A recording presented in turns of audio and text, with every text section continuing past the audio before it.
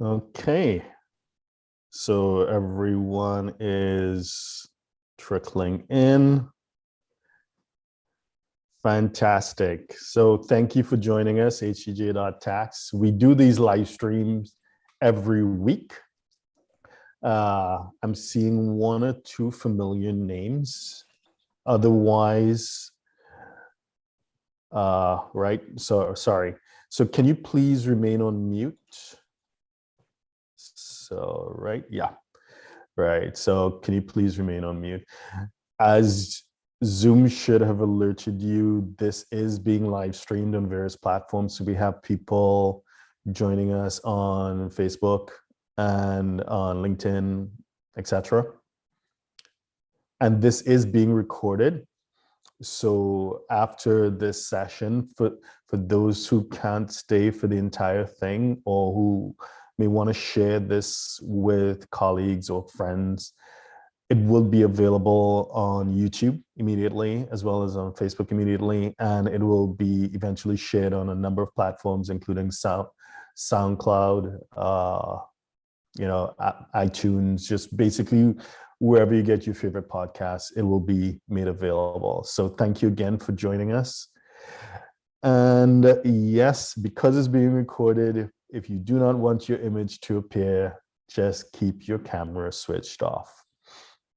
Okay, so without further ado, I'm going to begin. Now, typically what we would have done historically is I'll go through some presentation slides and kind of give you a basic background as to the responsibilities from an international US perspective, a US international tax perspective. But I found that people didn't really enjoy that too much. What you guys have come to this live stream, you have questions. You have certain questions that you want answered. Now, because I'm licensed, we can't really just give advice to people with whom we don't have any sort of legal relationship. So this whole live stream, anything on any social media platform really cannot be construed as advice. If you want, you can consider it entertainment, you consider it maybe a bit of education, but certainly it's not any tax or legal advice. What we're going to do is have a general conversation around general principles, and some of these topics you've emailed us, and thanks for sending those in. So you've emailed them to us, and we will approach them in the order in which they were received. But again, just to want to drive that point home, this is not legal advice. If it is that you have specific points that you want to explore, then you need to engage a tax team that's qualified and prepared to do so. All right, so let's go. So the first question, now this was an interesting first question. It kind of like came from left field. I didn't really expect this one. So this person, I'm assuming you are based in the Gulf area, but you asked, and I know that you knew it was a bit of an unusual question, but anyway. So if I move to Mexico as a US citizen, so I'm assuming that you're in the Gulf area and you're thinking about Mexico for whatever reason, okay. So that's a bit different geographically.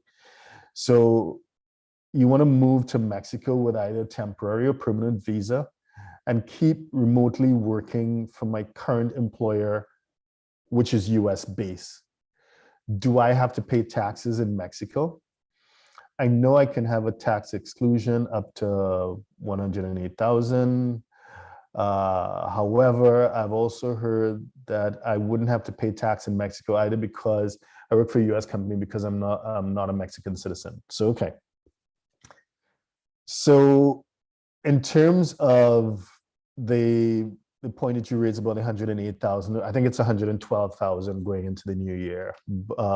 That's the foreign earned income exclusion. So for those, and this bit will apply to a US exposed person, whether you have a US passport or green card, regardless of where you reside. Okay. This is probably the best benefit you have, any US exposed person has when working abroad. That's a Section 911 foreign earned income exclusion. It can be enjoyed in one of two ways. firstly, you can qualify under the physical presence test. So, or the bona fide residence test. That's the second one. The first one is easier to understand in that it is objective and it's quantitative. The second one is less easily understood because it's subjective and qualitative. What do I mean by that? So the physical presence test, it simply says, hey, stay out of the US, don't spend more than, let's say, 30 days on US soil or US airspace, and you can qualify for the physical presence test. The second one, so you have an actual amount to count, right? The second one is more like a statement of intent. So it says, well, there's no exact number of days, so it's like a gray area. But once your intent remains to be a bona fide resident of another jurisdiction, so you have a place of abode there, you have a job, you're paying taxes there, you know, so on and so forth. Well, yeah, okay, so you qualify under one of those two tests. And good. So you can, the first, let's say 112,000 of your income, your earned income. So I'm not talking about investment income or anything. Your earned income will be sheltered. You still need to report it, but it will not be subject to US taxes. Okay, so that's in the US tax side. To the other question that you kind of were exploring, in terms of Mexico, like most of the jurisdictions, they have their laws around immigration and tax. So I know you mentioned that you'll be there on a temporary or permanent visa. That's an immigration perspective. And just like in the US, immigration laws are separate from tax laws. So in Mexico, there are something equivalent to like a center of life test. So for example, if you have a home or whatever, but the more important one is the 183-day test. So if it is that you spend more than, let's say, 6 months in the year in Mexico, then chances are you would be considered Mexican tax resident and you will be subject to tax on your worldwide income. So even though this income that you're earning is from a US company, may even be paid into a US account, you're earning it while being based in Mexico after having triggered, presumably, Mexico tax residence by virtue of being there for a certain period of time. And so therefore, I said a lot of things, but the bottom line is you will be subject to tax by the Mexican tax authorities on that income. Okay. I hope that answers your question. So let's move away from Mexico now. So, okay, this is someone who is in the Gulf area. So if I live outside the US, do I still need to file and pay taxes back in the US? I kind of answered that in responding to the previous question. So the US is perhaps one of only 2 jurisdictions in the world where severing your residency, your physical residency in the US doesn't mean that you can sever tax residency. So regardless, I'll put it in a different way, regardless of where you go on planet Earth, you will be subject to US taxes as long as you are a US citizen, or according to Section 7701, a green card holder, or someone who has triggered substantial presence, in the US. And if you want, I can get into how substantial presence is calculated, but basically it's based on the number of days you've spent on US soil over a given period of time. So if it is that you are citizen, green card holder, no matter how long you're going to spend in the Gulf, you will have to declare your worldwide income and pay taxes on it back to the US. So hope that's clear. The next question, and for those who are just joining, feel free to type your questions in the box below. I'll come to it in the order in which they received, but first I'm going to go through the questions that were previously submitted via email. Okay, the next question if I'm a YouTuber, are my earnings taxable in the US? Well, if it is that you are, you didn't say whether a US person or not, whether you are a US person for tax purposes. So whether you're a green card holder, citizen or not. So let's assume that you are a US person, then yeah, the answer is yes, right? Because you're going to be subject to taxes on your worldwide income, so that is. But if you're not a US citizen, you're not a US green card holder, you didn't trigger substantial presence. So ordinarily you have no tax connection to the US. If it is that you're a YouTuber, yes, under certain circumstances, your YouTube income would be subject to US taxes. I think YouTube sent out a message to all YouTubers sometime in summer last year, summer 2021, letting you know that what they're doing is they're going to segregate your YouTube audience, and they're going to identify the non-US audience from the US audience. And the US audience, whatever income that arises as a result of your US viewership, it'll be subject to royalty withholding. So you'll be subject to typically 30% of royalty withholding. So that'll be the default. There's no, okay, if it is that you live in a country with a double tax treaty with the US, that royalty 30% may be subject to a reduced withholding. So you can get a partial refund, maybe, but otherwise, no, it's just 30%. It is what it is. So I hope that answers your YouTuber question. Also note that if it is that you are actively involved, you're a social media influencer or whatever, obviously if you live in the Emirates itself, there is no tax, right? But if it is that you live in some one of the neighboring jurisdictions where there may be a tax, then understand that even though your business is online on an American social media platform, the fact is that you're running that business, you're conducting business activity from that jurisdiction in which there may be a tax. And therefore you need to check with your local tax advisor whether it will be your income in general, not just the US component, but in general, your income will be subject to some sort of local taxation. Obviously, it's not a concern in the UAE, but in some of the neighboring jurisdictions, it may be a concern. Okay. All right. Yes, I see. I'll get to those questions. Let me just go through the ones that were previously submitted. But please do continue to type in the boxes below. All right. Okay, this is an interesting one. Someone else who wants to leave the Gulf for whatever reason.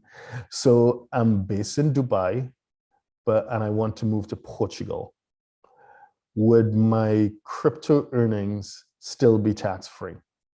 Okay, obviously, well, we have a lot of clients in the Gulf area who are into crypto. I mean, it is fantastic investment asset class.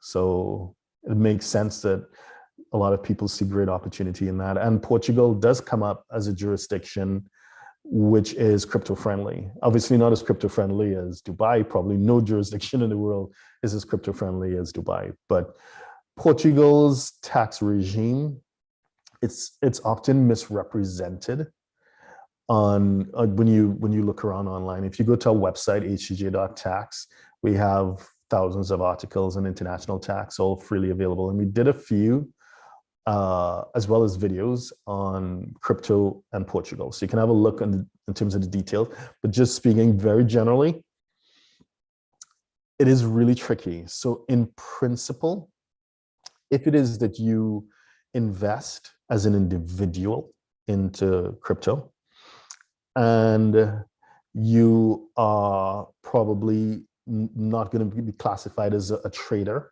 so you're an investor. And now the distinction between an investor and a trader, that's really, really gray. But let's say, generally speaking, you buy and you hold, and it's probably more of a long-term thing. And it's not something that you engage with on a daily basis, then you could probably more easily be classified as an investor. And you're not investing using a company, right? You're doing it in your own name. So if that is the case, and I don't know your situation because you didn't give me that much info, but if that is your situation, then you'll be fine in Portugal, fine to the extent that they, whatever capital gains that you enjoy as a result of your crypto portfolio, it should not be subject to taxes in Portugal. However, if it is that you've invested using a structure, including a company, especially if you've done it using a UAE entity, or you are what can be qualified as a trader. I said it's a gray space, but let's say you do it with frequency and regularity, that you can potentially be classified as a trader, then Portugal will tax you. And as you know, in Europe, in Western Europe, the tax rates tend to be quite high. And especially when you compare it to where you are right now in Dubai, where your taxes are zero. So I don't know what your situation is, but that will be what you'd want to keep in mind and consider before you make that move. I'm not telling you don't make the move or do make the move, but what I'm saying is that tax planning is probably necessary. And I'm sure as a prudent investor, maybe you have other asset classes in your portfolio. You may want to speak with an advisor and get some tax planning done. We offer that. We can help you mathematically simulate Portugal tax returns because we have colleagues who are Portugal tax qualified, and use that as a basis for tax planning. Once we see what your present portfolio is across all asset classes, all your income streams. And we can say, okay, this is what it looks like if you did nothing. And this is what we recommend for this, and this. And we can help you potentially mitigate some. But unfortunately, it's probably depending, especially if you have like securities income and stuff like that, it's probably not possible to eliminate everything. But we can probably help you mitigate or reduce it to some extent. So hope that helps. Moving on. Let's say I create a company in the UAE. I'm a US citizen, and the company never has any profits and never distributes any income. Okay, that's an interesting company, sir or madam. What do I have to report on my US taxes? Any forms that require completion? If it does not have profit and is an entity separate from myself as a person, do I have to pay US corporate taxes on it? That's a big question. Okay. So, as I mentioned earlier, when you are a US person, as you're subject to taxes in your worldwide income, regardless of where you reside. I take your point that a company is a separate legal entity from you. That is absolutely correct. But when it comes to international taxes, the US gets a bit counterintuitive. What do I mean by that? So when it comes to US domestic taxes, it appears as if the emphasis is on revenue collection, right? Did you pay this? Did you pay that? Okay, fine. When it comes to international US taxes, it's really counterintuitive because the emphasis is on reporting. So information collection, so data collection is more important. So data is gold, right? So, why do I say that for the IRS, data collection is more important for international taxpayers? Here's why. Because when you look at the schedule of penalties, both civil and criminal, they're disproportionately skewed, and in other words, they become very draconian when it comes to failing. When you fail to declare a foreign financial asset, a foreign investment, or some sort of foreign transfer of funds. So, okay, I didn't pay my taxes. Okay, we're in a low interest rate environment. You pay interest and some penalties, right? If you don't declare the existence of a company overseas, that's $10,000 per year. If you don't declare a bank account that you have overseas, or even the bank account associated with that company that you open in Dubai, that's up to 50% of the unreported balance of that company bank account per year, right? So it plus for unreported bank accounts, that could also be jail time. So it's not just aggressive civil penalties, but aggressive criminal penalties as well. So it gets pretty aggressive. So that's why I say it seems a bit skewed, but let's get to your question specifically. If you've invested in a company overseas, that may trigger Form 926 to indicate to the Internal Revenue Service, hey, I invested in a company overseas. And then you have a company that you form, so I guess you control it. So it's a controlled foreign corp. That's a Form 5471 that declares the existence, and it gives the IRS an opportunity to see the details of the company, the income statement, the balance sheet, what the company's been up to, what line of work, any other shareholders.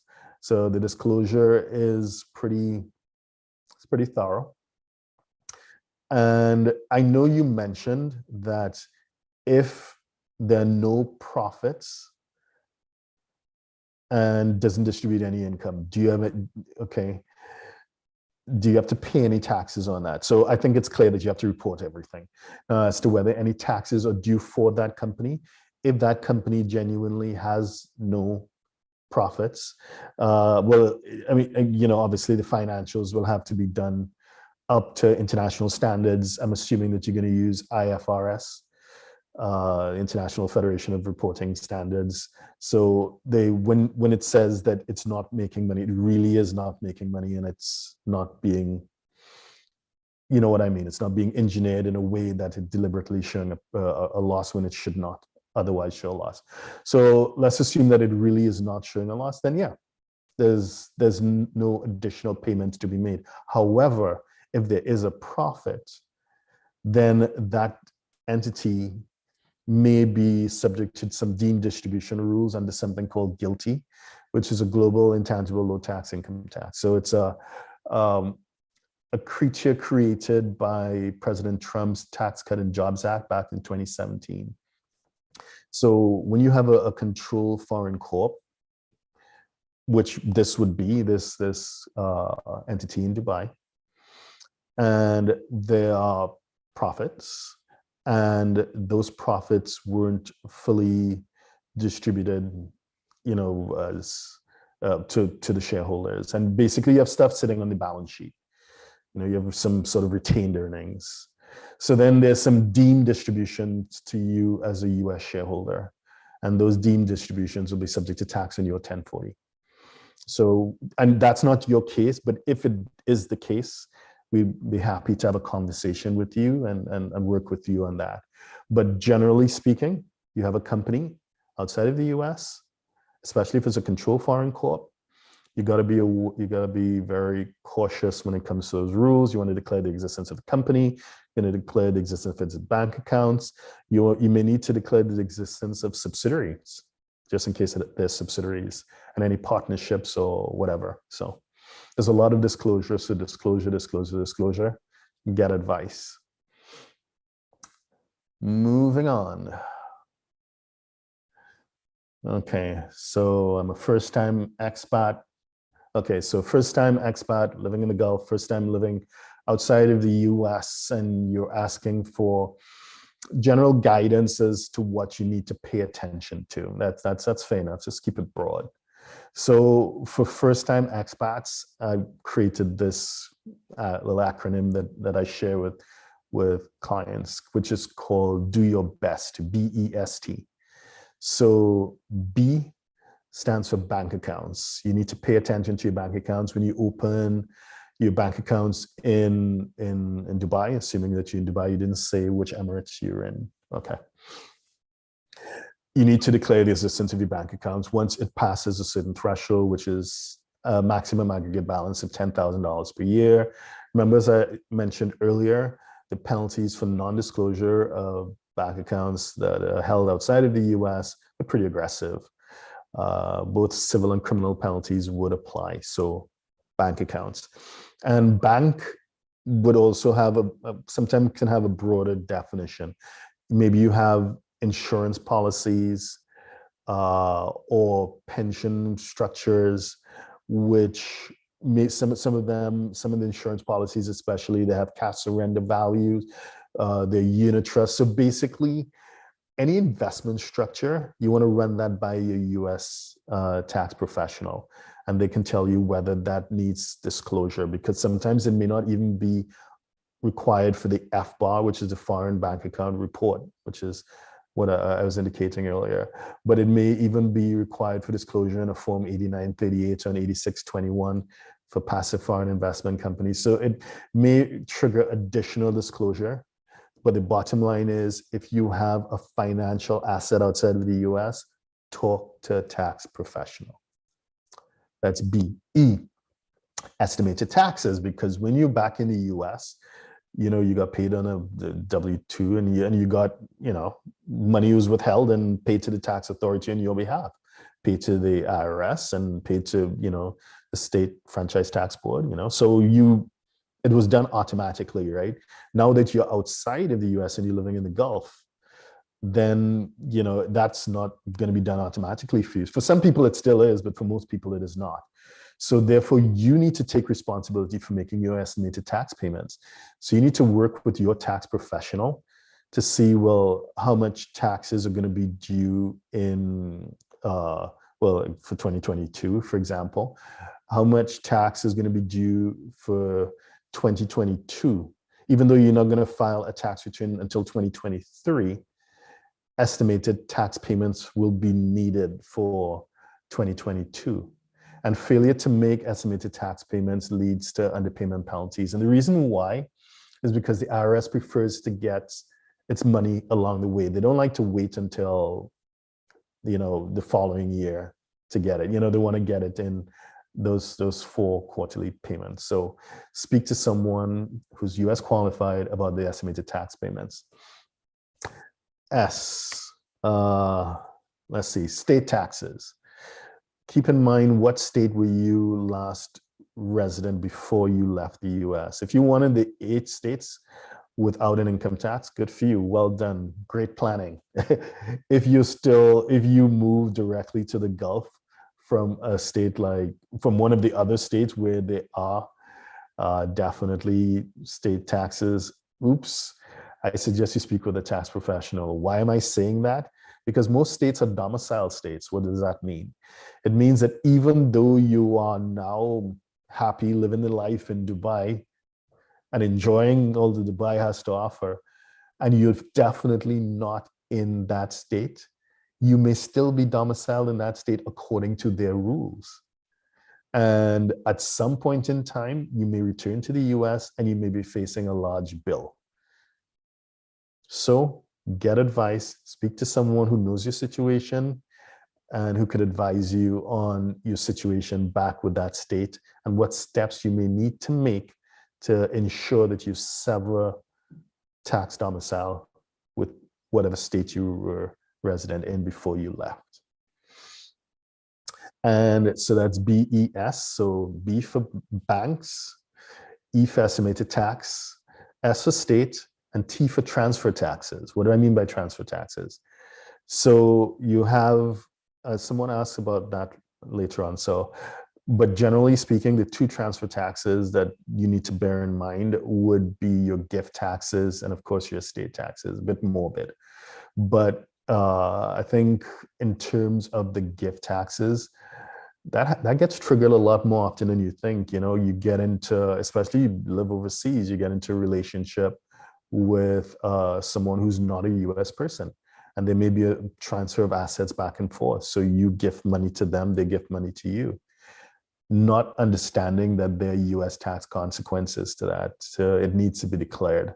So just keep that in mind. If there's any transfer of assets back and forth, there may be a US reporting obligation. So get advice. So hope that helps. Moving down.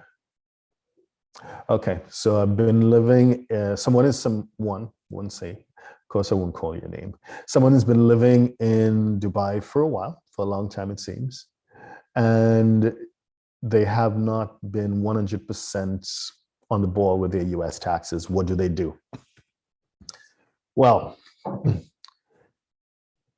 of course, you need to get advice. But generally speaking, if it is that you have not been compliant with your US tax responsibilities while living abroad, and your non-compliance was non-willful. Now, this concept of willfulness is not it's not really explored in the U.S. tax code, so we have to look at case law. And case law says it's when there's like an intentional avoidance of a known legal duty, right? So you knew that you had a responsibility to file and pay taxes, and you took deliberate steps to willfully evade. So basically tax evasion, right?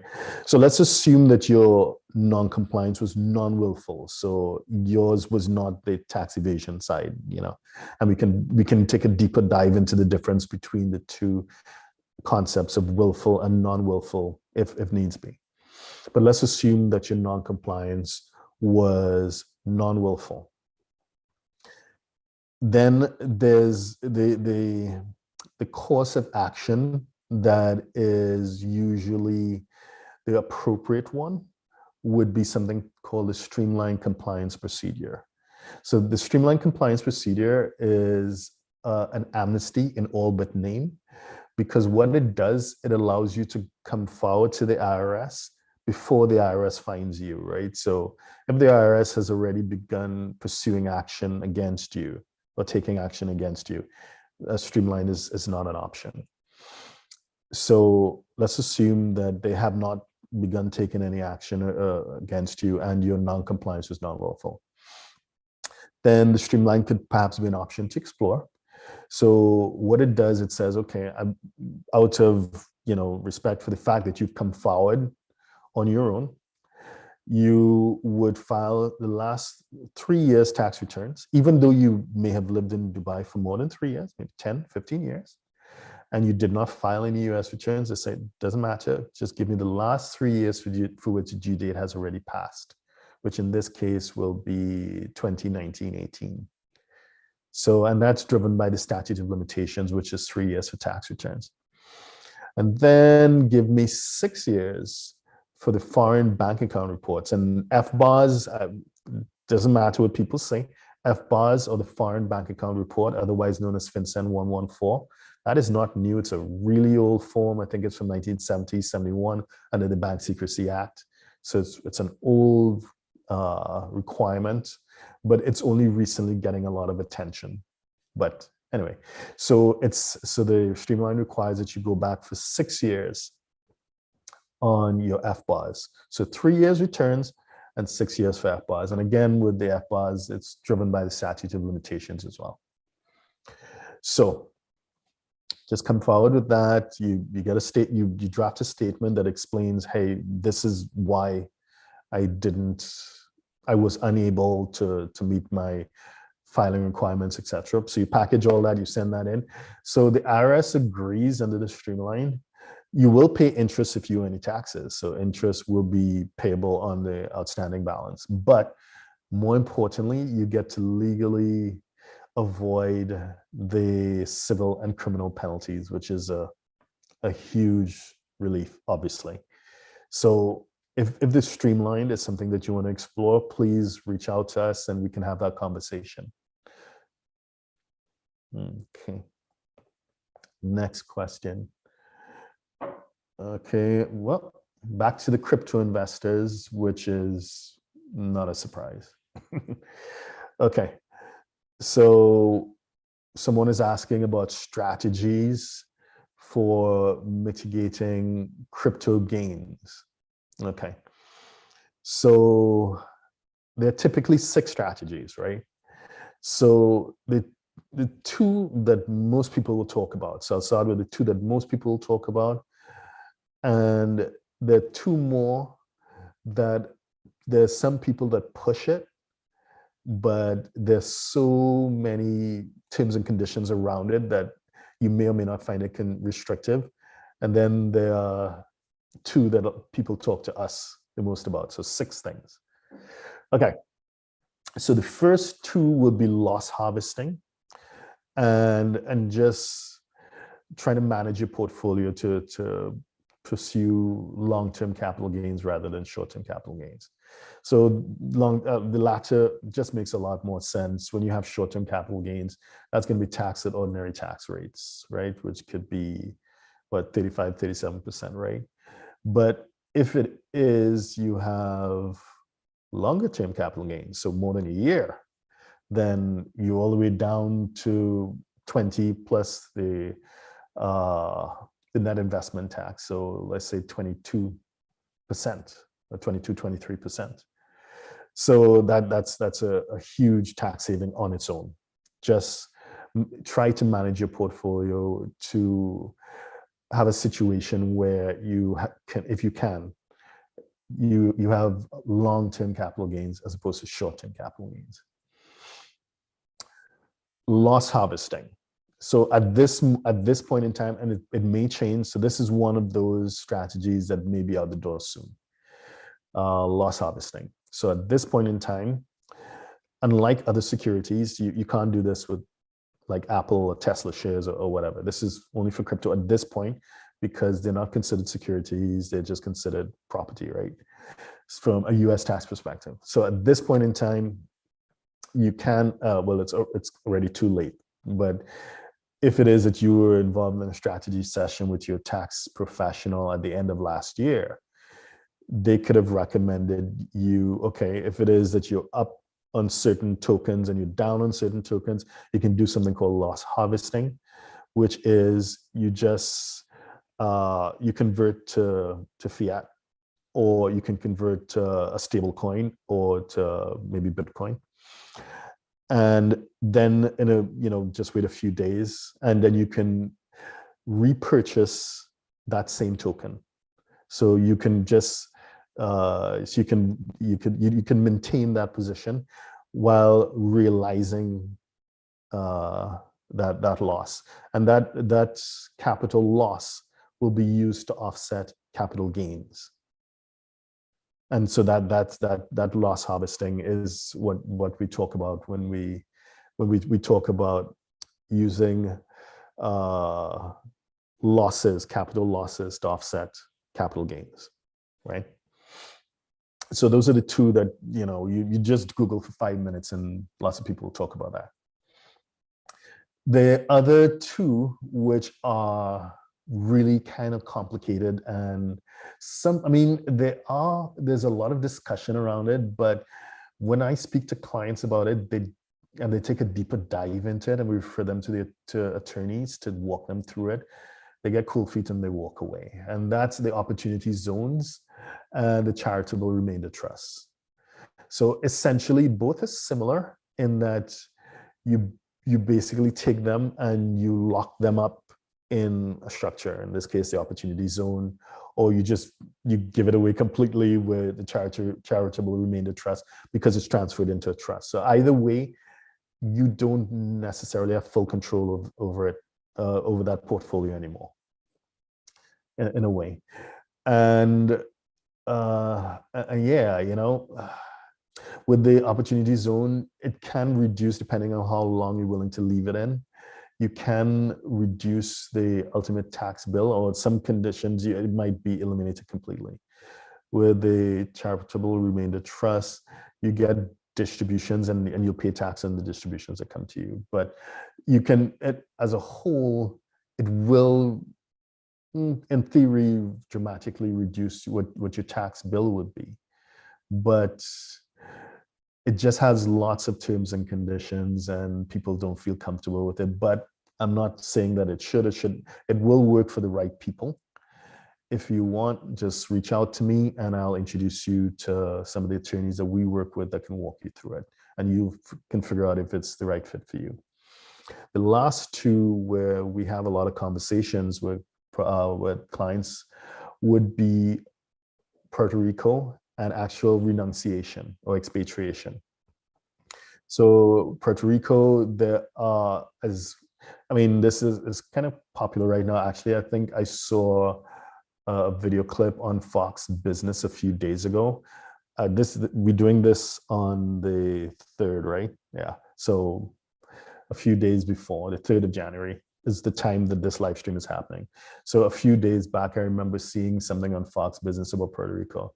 So a lot, media, but a lot of crypto investors are making their way to Puerto Rico because, as I mentioned, regardless of where you go, you will be subject to tax on your worldwide income.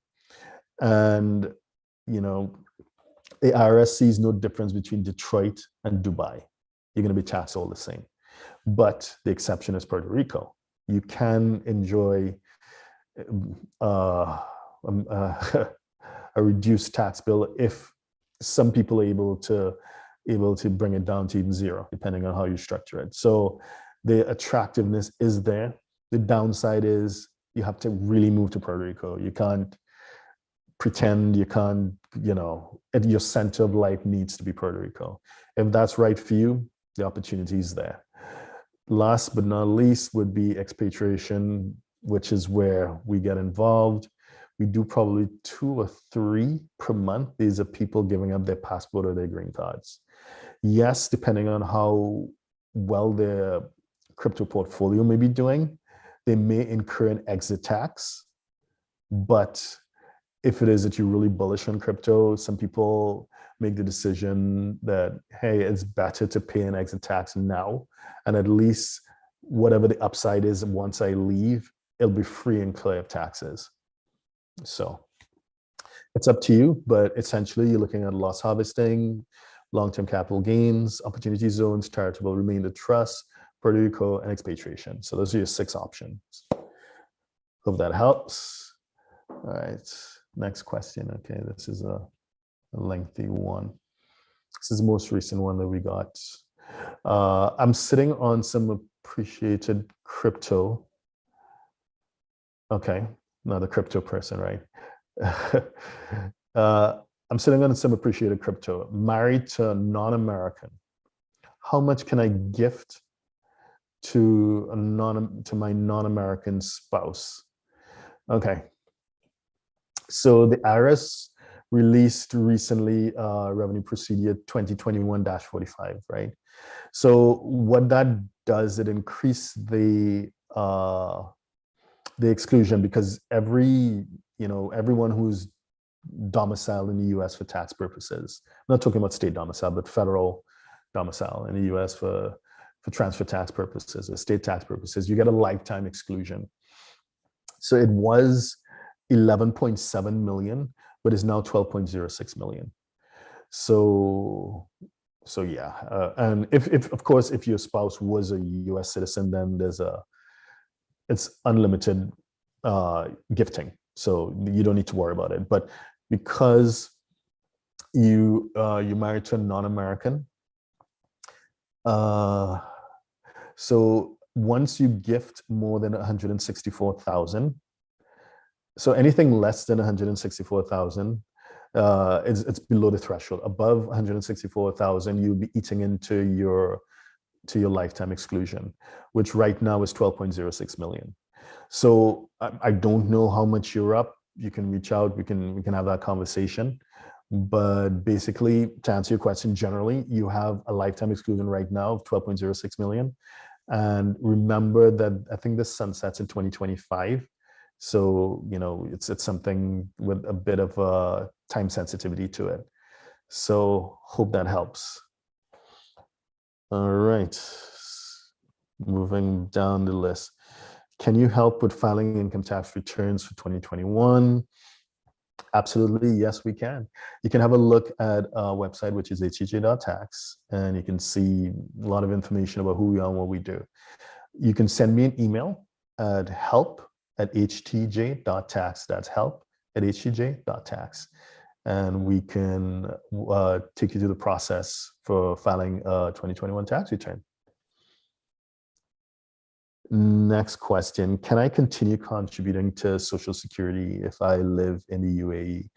Yes, you can. The easiest way is if you have self-employment income. So if you, because I don't know what your situation is for being in the UAE, whether it is you an entrepreneur, so you're there independently, or you're there as an employee for a big corporation or whatever. But one of the easiest ways is if it is that you are self-employed, then you can work with your chosen tax team to have self-employment, to have that self-employment income reflected on your tax return, and you will be subject to the 15.3% self-employment tax. So hope that helps. Moving down the list. Any special disclosure or wording on the 1040 when wages are not paid from US company and no W-2? No, if you're an employee of a foreign company, then depending on your situation, generally speaking, there'll be the disclosure of your employer-employee relationship with a foreign company will be on the Form 2555. So on the first part of a page, or the first part of the first page on the Form 2555 discloses your foreign employer, their full legal name, their address, and whatever. So that's where it's actually disclosed. And that's also the form that you would use to claim the foreign earned income exclusion. So that's a really important form. As I said, that, that's perhaps the number one benefit. That Section 911 foreign earned income exclusion is the number one benefit that US exposed persons working outside of the US can enjoy. So you want to get that 2555 right, because that's your savior. Hope that helps. Any other questions? I'm just going to look on some of the other platforms to see if anyone has been asking questions there. So.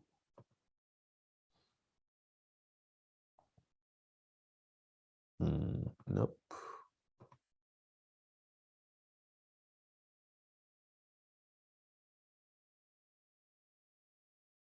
Okay. Nope. Okay, great. Mailing address on the 1040, better just to use a US address since the mail does not seem to. Yeah. Yeah, that's weird. I mean, so sorry, let me just, what this person is saying. What mailing address should you use on the 1040? Because they made a comment on the postal system in Dubai. Of course, out of respect, I don't want to say anything that's derogatory, but it is different. The postal system is different. So I'll just leave it as that. It just took some getting used to, right? Hey, personally, if it is that you do have a mailing address back in the US. I mean, the important thing, the address that you use for the actual 1040, the top of your 1040, that's the address that the IRS can most easily and efficiently get to you. So, if it is that you want to use a relative that you trust, and it has to be someone you trust. I've seen clients who believe that their brother, sister, mom, dad, or whatever, and it got lost, or they didn't pay attention, and really important stuff was missed out. So if it is that you have a reliable address back in the US, otherwise there are services that I don't want to name any, because I don't want to be seen as promoting one or the other. But if you do Google, if you just Google whatever, you would find a number of options for like a virtual mailbox back in the US. So I'll just leave it like that, right? So there's some options. So me personally, yes, I use a US address rather than one outside of the US, because I just find it to be less of a hassle. So if possible, you want to use an address back in the US. But again, keep in mind what I said earlier as well about state tax domicile. And remember that some states are, most states are domicile states. And unless you're in one of those 8 states without a state income tax, you may just want to speak to your tax professional, whoever your chosen tax professional is, have a conversation with them to make sure that you are making decisions that are strategic in intent. So nothing that will come back to bite you in a few years' time because you didn't understand the implications of, for example, having a California address, right? Because California is just one of those sticky states, as is Virginia is another one that's really aggressive for many of our clients. So have a conversation and make sure that it's the right fit for you. Okay. Any other questions?